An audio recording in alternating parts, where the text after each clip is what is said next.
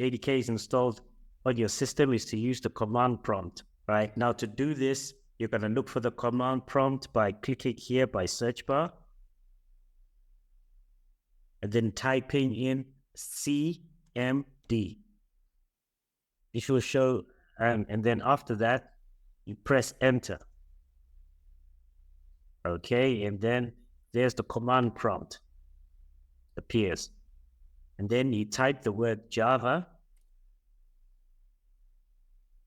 and then hit the spacebar button to leave a space.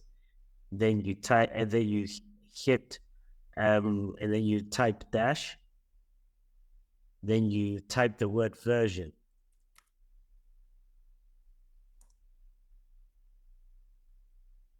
If the JDK is installed, you should see a message displaying the version number. Guys, here's the version number. I do have JDK installed. Here's the version number here. Okay. Then, so these are just a few methods you can use to check whether JDK is installed on your PC. If you're not sure, if you want to check which version is currently installed, you can give these methods a try.